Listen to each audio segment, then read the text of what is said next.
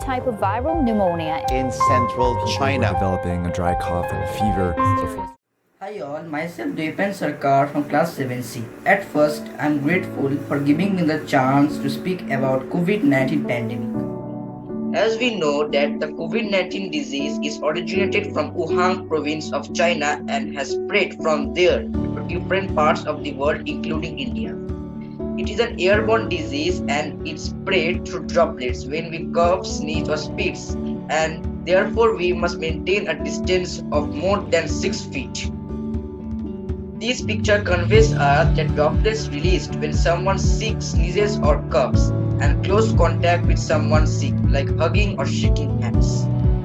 As a result, we must use mask and maintain a distance of 6 feet. The World Health Organization declared the outbreak of novel coronavirus disease as a pandemic on March 11, 2020. The fact that the number of cases had risen by 13-fold in the past 2 weeks. The COVID-19 pandemic in India is a part of the worldwide pandemic of coronavirus disease 2019. This picture also conveys us as the impact of COVID-19 virus on India. Hello everyone, this is Anisha Mukherjee from class 10B. Today, I am going to give a speech on the origin and nomenclature of COVID-19, which has caused a great havoc in the lives of the common people. The World Health Organization announced the name for COVID-19 on 11th of February. The acronym means CO stands for Corona and VI stands for virus. SARS-CoV-2 stands for Severe Acute Respiratory Syndrome Coronavirus 2. Since it was the first reported case in December 2019 in an outbreak occurring at Wuhan in China, it was named as COVID-19. Year 19 designates the year 2019. The Coronavirus Study Group or CSG, which is a part of the Taxonomy of Viruses ICTV, was responsible for the naming of COVID-19. The first case of COVID-19 was reported at Wuhan in China on 31st of December 2019. A novel coronavirus was identified as the cause by the Chinese authorities in China on 7th January 2020 and was then temporarily named as 2019 nCoV. World Health Organization is still continuing their investigation to know the actual source of COVID-19, and now it is assumed that the source of COVID-19 is the Wuhan lab of China. I am Monali Bhattacharya of class 12A and I am going to speak about the signs and symptoms of COVID-19. Symptoms of COVID-19 are variable, ranging from mild symptoms to severe illness. Most patients will develop mild to moderate symptoms and recover without hospitalization. Common symptoms of COVID-19 include headache, loss of smell and taste, nasal congestion, runny nose, sore throat, cough, muscle pain, fever, diarrhea, and breathing difficulties. People with the same infection may have different symptoms, and their symptoms may change over time. 3 common clusters of symptoms have been identified. First, respiratory symptom cluster with cough, sputum, shortness of breath, and fever. Second, a musculoskeletal symptom cluster with muscle and joint pain, headache, and fatigue. Third, a cluster of digestive symptoms with abdominal pain, vomiting, and diarrhea. 81% people develop only mild to moderate symptoms, while 14% develop severe symptoms, and 5% of patients suffer critical symptoms such as respiratory failure, shock, or multi-organ dysfunction. At least a third of the people who are infected with the virus do not develop noticeable symptoms at any point of time. They are known as the asymptomatic carriers who tend not to get tested and can spread the disease. As is common with most infections, there is a delay between the moment a person is first infected and the appearance of the first symptoms. The median delay or incubation period for COVID-19 is 4 to 5 days. Almost all patients will experience at least one symptom within 12 days of getting infected. I am Shubhalakshmi Karanjay of class 12B and I am going to speak about the effects of COVID-19 on our body. COVID-19 is an illness caused by coronavirus. It starts with the droplets from an infected person's cough, sneeze or breath. Within 2 to 14 days, our immune system may respond with symptoms of COVID-19. The new coronavirus latches its spiky surface proteins to receptors on healthy cells, especially those in our lungs. Specifically, the viral proteins burst into cells through ACE2 receptors. Once inside, the coronavirus hijacks healthy cells and takes command. Eventually, it kills some of the healthy cells. The virus moves down our respiratory tract. That's the airway that includes our mouth, nose, throat, and lungs. Our lower airways have much more ACE2 receptors than the rest of our respiratory tract. So COVID-19 is most likely to go deeper than viruses like the common cold. Our lungs might become inflamed, making it tough for us to breathe. This can lead to pneumonia, an infection of the tiny air sacs inside our lungs, where our blood exchanges oxygen and carbon dioxide. If a doctor does a CT scan of a patient's chest, they'll probably see shadows or patches called ground glass opacity. For most people, the symptoms end with a cough and a fever. More than 8 in 10 cases are mild. But for some, the infection gets more severe, about 5 to 8 days after symptoms begin. The patients have shortness of breath, known as dyspnea, and along with that, acute respiratory distress syndrome, ARDS. This is how the virus affects our body. Good day everyone, I am Jinupriya Shaha from class 9B. Today I am going to give you all a brief description about the spread of the novel COVID-19 virus. COVID-19 outbreak began in China, causing mild to severe respiratory disorders and illnesses including death. COVID-19 has since spread worldwide. Coronaviruses belong to the family that cause respiratory illnesses in humans. They get their name corona from many crown-like spikes on the surface of the virus.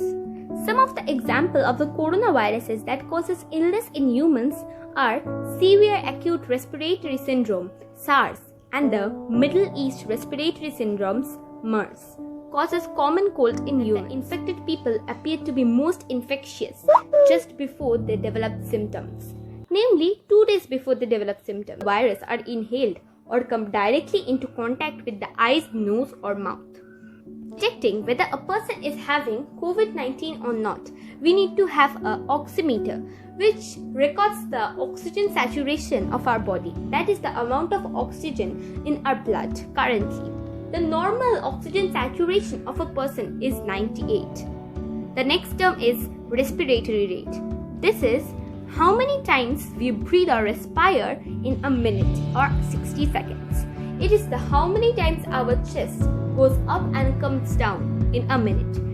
COVID can be of 3 types: mild COVID, moderate COVID, and severe COVID.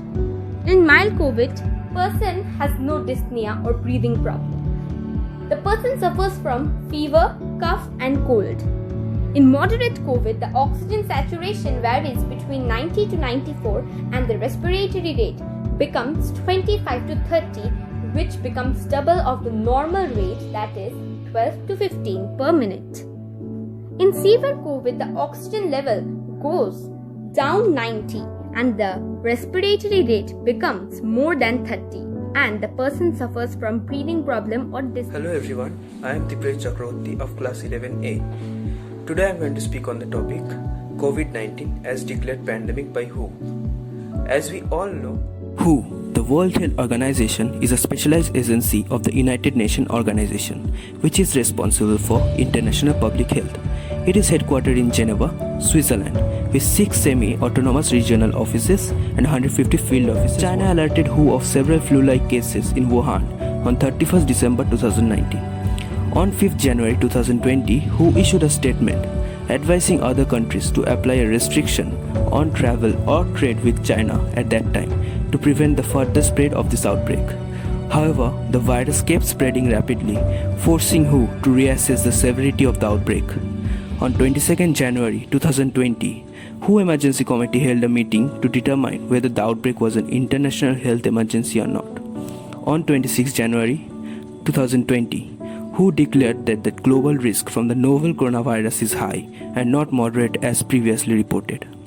At last, on 11th March 2020, WHO characterized COVID-19 as a pandemic on the basis that the number of cases are increasing in almost every country, and thus describing the situation as pandemic would help to accelerate the effort of different countries' government to strike the right balance between protecting health, preventing economic and social disruption, and respecting human rights. I am Abhipsha Ghosh of 11A.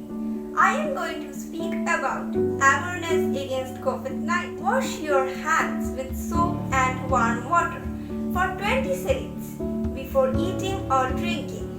Whenever you have been out in public, avoid touching your eyes, nose and mouth without washing your hands to control and prevent the spreading of coronavirus.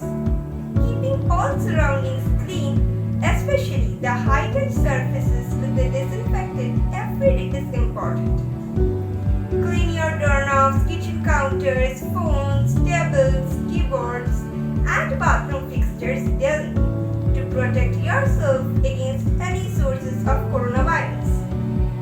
Avoid unnecessary contact with living or dead animals. Also ensure that any meat you eat is properly cooked. Avoid traveling to areas. The ongoing pandemic caused by the SARS-CoV-2 is the deadliest health emergency witnessed in this millennium so far. Despite massive data fudging, the data collected from all over the world speaks volumes about the mayhem unleashed by the virus. As per 31st May 2021, there have been more than 171 million confirmed cases and 3.5 million deaths globally. The United States is the worst affected country by COVID-19, accounting for the world's highest number of cases at 30 million and deaths at 6 lakhs as of May 29, 2021. Brazil, France, UK and Italy, with 30 million confirmed cases and 7 lakh deaths, are not too far behind. India is the second worst hit country by COVID-19, with 20 million confirmed cases and 3 lakh deaths so far. India has seen a steep rise in the number of infections and deaths at periodic intervals ever since the pandemic began in 2020, setting new records.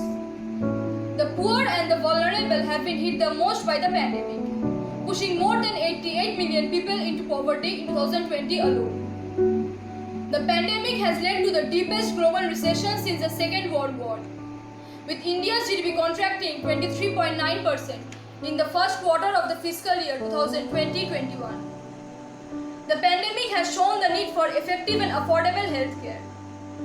Deaths of patients for want of oxygen and beds have been reported in countries like India.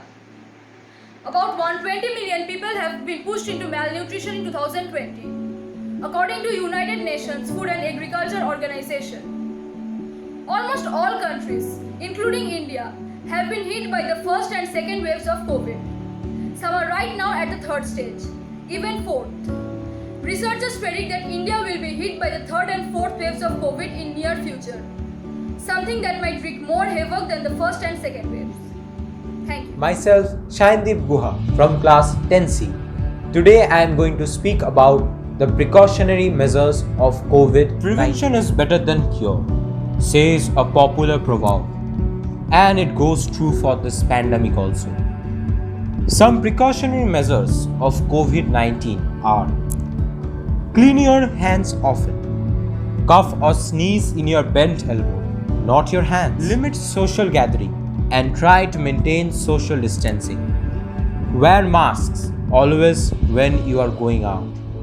If infected with COVID, stay isolated from others and try to keep the room as open as possible. Immediately contact the doctor and conduct a test if suspected with COVID symptoms. Try to help our persons infected with the virus rather than criticizing them. Avoid 3 C's: closed, crowded, and contaminated, and disinfectant surfaces. Those are touched regularly. Stay physically active and have a healthy diet. Use alcohol-based sanitizer when outside of home. Hello everyone, this is Pramit Kanti Shah from class 12A and I am going to speak about the tests and diagnostics of COVID-19. Effective diagnostics are the eyes and ears of a global pandemic response. When a communicable disease outbreak begins, the ideal response is for public health officials to begin testing for it early. This leads to quick identification of cases, quick treatment for those people, and immediate isolation to prevent the spread. But before the test, it is very important to understand who is ill and who is not. Testing needs to be done immediately for those who have symptoms of COVID-19, who have had close contact within 6 feet for a total of 15 minutes or more over a 24-hour period with someone with confirmed COVID-19, who have taken part in activities that put them in higher risk for COVID-19, such as travel, attending large social or mass gatherings, or being in crowded or poorly ventilated indoor settings. There are various types of tests such as the PCR test, the antigen test, and the antibody or the blood test. PCR test, also called a molecular test, this COVID-19 test detects a material of the virus using a lab technique called polymerase chain reaction, or also PCR. A fluid sample is collected by inserting a long nasal swab into your nostril and taking fluid from the back of your nose, or by using a shorter nasal swab to get a sample. In some cases, a long swab is inserted into the back of your throat, or you may spit into a tube to produce a saliva body test. COVID-19 antibody testing, also known as serology testing, is a blood test that's done to find out if you have had a past infection with SARS-CoV-2. An antibody can't determine whether you are currently affected with COVID-19 virus. After infection with the COVID-19 virus, it can take 2 to 3 weeks to develop enough antibodies to be detected in antibody test. So it's important that you are not tested so soon. Hello everyone, I'm Ahana Samantha of class 11A and today I'm going to share with you a brief idea on mutations. Although the word sounds simple, it plays a profound role in the microbiological world. A mutation is a change in the genetic sequence of a virus as it multiplies in a host cell. As it replicates, it may not produce exact replicas of itself, resulting in the emergence of new strains, which may be more or at times less effective. Some strains die out while the more effective ones, which spread efficiently, survive. The mutation rate of DNA viruses is very low. One mutant virus occurs in several hundred to many thousand genome copies, whereas in case of adenoviruses, the mutation rate is very high, perhaps one mutation per virus genome copy. Hence, coronavirus, which is an adenovirus, is mutating itself at each replication and giving rise to a numberless strains. Among them, some of the front row strains are S-type, L-type, D-type, and G-type. According to a study conducted by researchers in China, earlier novel coronavirus had emerged with amino acid S-type, which has now mutated to L-type. According to the study, the L-type strain of coronavirus became more dominant in China, while the S-type became more contagious in the rest of the world. However, in Europe, another strain of the virus was found in February, which swaps between amino acid D and G and was given the name D614G. It is recently discovered in Malaysia as well. Lineage B.1.617, also known as G by452R.V3, is one of the known variants of SARS-CoV-2. It has also been referred to as a double mutation variant. It was first identified in Maharashtra, India. This lineage has 13 known mutants and is the cause behind the present COVID-19 surge in India. Thank you. Coronavirus has caused great damage throughout the world. Governments of all countries have had to take certain measures against this virus. Enforcement of strict lockdown has helped to reduce the daily victims to a certain extent. When the lockdown ended, government took certain measures and also provided with some protocols for government servants and the common people to maintain. Restrictions was put on the use of elevators. Also, number of people in public vehicles was restricted. The government also reduced the duration of markets and shops to be open. People were asked to wear masks and frequently use sanitizers when in the public places. The virus originated in China and spread throughout the world gradually. While countries like New Zealand and Mauritius tackled the virus effectively, the United Kingdom, the United States and other European countries like Italy, Germany faced severe attacks of the virus. Not only did the death rate increase, economic crisis also popped up. Many people became jobless.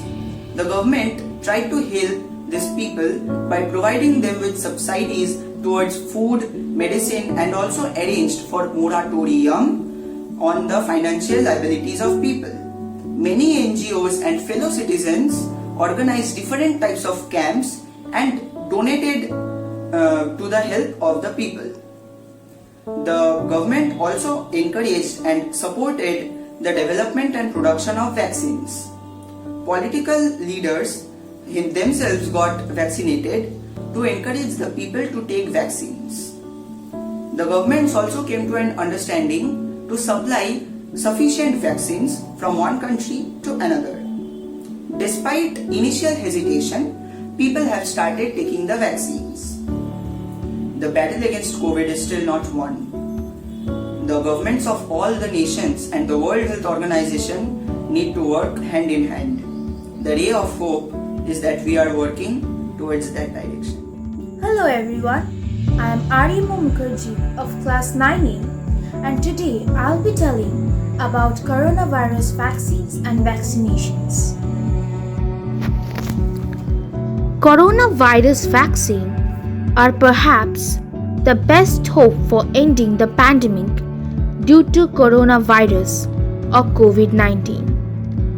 Currently, there are three main types of COVID-19 vaccine that are authorized and recommended. These are mRNA vaccine, protein vaccine, and vector vaccine. Once vaccinated with these type of vaccines, our bodies recognize that the protein should not be there and build T lymphocytes and antibodies that will remember how to fight the COVID-19 causing virus if we are infected in the future. The vaccines that are used in vaccination worldwide for COVID-19 are Pfizer BioNTech COVID-19 vaccine, Moderna COVID-19 vaccine, which are mRNA vaccines, Johnson & Johnson's Janssen COVID-19 vaccine, and Sputnik V, which are viral vector vaccines. Two protein subunit vaccines are Epivac Corona vaccine and RBD dimer vaccines for COVID-19. Worldwide, 190 crore people are vaccinated. Among them, 40.6 crore people are fully vaccinated with 2 doses. In India, Covaxin, Covishield, and Sputnik V vaccines are being used for this disease. It started with the doctors, nurses, health workers, policemen, and other frontline corona warriors. The people who are above 60 years of age got the vaccine, and now the vaccination is going on for 45 years to 60 years of age. In India, 20.9 crore people are vaccinated. Among them, 4.31 crore people are fully vaccinated with 2 doses. If the progress of vaccination goes on at this rate, then we will be able to overcome this pandemic and eradicate coronavirus very soon. After effects of COVID-19, post-COVID conditions are a wide range of new, returning or ongoing health problems people can experience more than 4 weeks after first being infected with the virus that causes COVID-19. Post-COVID conditions can be categorized into 3 types: long-term effects of COVID-19, multi-organ effects of COVID-19, and effects of treatment and hospitalization. Long-term effects of COVID-19 is a range of symptoms that can last weeks or months after first being infected with the virus. Multi-organ effects of COVID-19 includes multisystem inflammatory syndrome (MIS), where different body parts become swollen, and autoimmune conditions where our immune system attacks healthy cells causing painful swelling in the affected body parts. Effects of COVID-19 treatment includes post-intensive care syndrome (PICS), which refers to health effects that remain after a critical illness. These effects can also include severe weakness and post-traumatic stress disorder.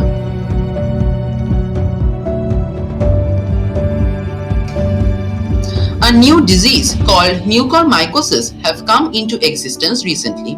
Mucormycosis is a serious but rare fungal infection caused by a group of molds called mucormycetes. Treatment of mucormycosis, early recognition, diagnosis, and prompt administration antifungal treatment are important for improving outcomes for patients with mucormycosis.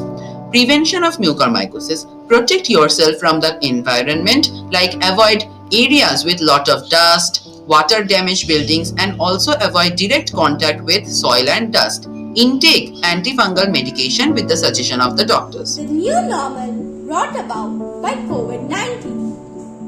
Adjusting to change can be challenging, be it planned or unplanned, gradual or sudden. Change is inevitable and very much part of being human. Lockdowns were established to reduce the spread of COVID-19. By April 2020, about half of the world's population was under some form of lockdown, with more than 3.9 billion people in more than 90 countries having been asked or ordered to stay at home by the government. COVID-19 has rapidly affected our day-to-day life, disrupted the world trade and movements.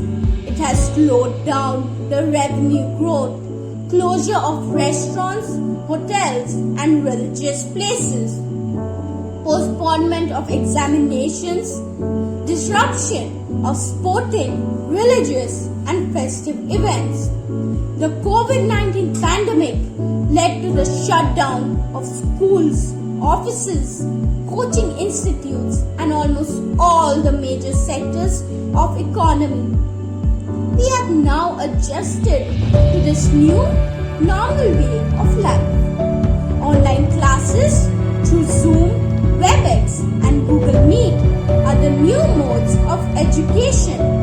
Similarly, due to the advancement of technology, we have enough of resources to continue the work routines without going to offices or schools.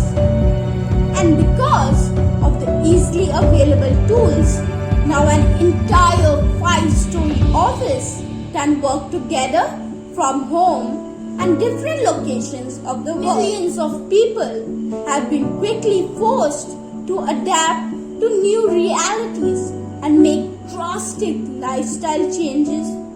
Finally, on a positive note, we look forward to seeing ourselves on the other side in the new normal world where we will work, rest, play, and appreciate life together again. Hello everyone, I'm Sanjita Pati of class. Present pandemic is caused due to the disease caused by the virus SARS-CoV-2. The disease is called the COVID-19. Keeping in view the spread of this disease, our nation declared lockdown. And our school, Julian Day School Ganganagar, has also taken many initiatives to stop the spread of this virus. Our school was closed for both staffs and students. To continue with the academic session, online learning platform was established, and for collecting fees, parents were encouraged to pay through the online banking system. Awareness was also spread by our school to maintain proper social distancing rules, wearing masks at public places, proper general hygiene, and getting vaccinated. At the entry door of our school, every staff measured their temperature and sanitized their hand. The school also encouraged the workers to get vaccinated.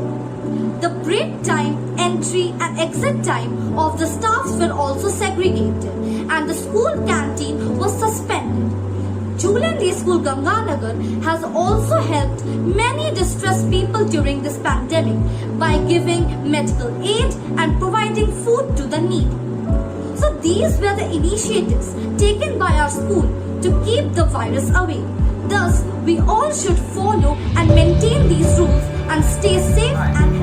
I am Shomadipta Bandyopadhyay of class 11, and if you're sitting on the other side and watching this video, I want to tell you that you are not alone. We are all in this together, and we will walk through this dark tunnel to see the light at the end of it. Hard times like these only make us stronger, and we develop a profound sense of life while going through them. We are all stronger than we think we are. We must believe in ourselves that we have the strength and the courage to fight through this. We should learn to get maximum out of the minimum. For now, keep wearing a mask. Sorry. Use a sanitizer and maintain 6 feet distance. Maintain a good hygiene as well as a good diet, and don't unnecessarily go outside. Having hope is important because it can make the present moment less difficult to bear, and no good thing ever dies. Thank you. We shall overcome. We shall overcome. We shall overcome someday. Oh, deep in my heart, I do believe we shall overcome someday. हम होंगे कामयाब, हम होंगे कामयाब, हम होंगे कामयाब एक दिन। ओ मन में है विश्वास, पूरा है विश्वास, हम होंगे कामयाब एक दिन। Hello everyone, I am Oinjula Nandi of class 11B. I deem it a great honor and a privilege to propose the vote of thanks on this memorable occasion. Let me start by thanking the Almighty God for keeping all of us in good health and for making today's occasion a resounding success. First and foremost, we all would like to thank our Managing Trustee Mrs. S.C. Broughton and our Chairman Mr. J.G. Broughton. We all are grateful to our school's principal Mr. Bobby Baxter and to our Vice Principal Mr. Saintan Mukherjee for giving the students a golden opportunity of creating such a magazine, which is something new in the chapter of Julian Day School Ganganagar. We would like to express our heartfelt gratitude to our teacher in charge, Mr. Lionel Jenny Coordinator, Mrs. Cheryl Ende. We would also like to thank the teachers who have helped us a lot in despite their busy schedule. And last but not the least, I thank all the students and their parents for giving us the opportunity of presenting the Quaterly magazine. Thank you.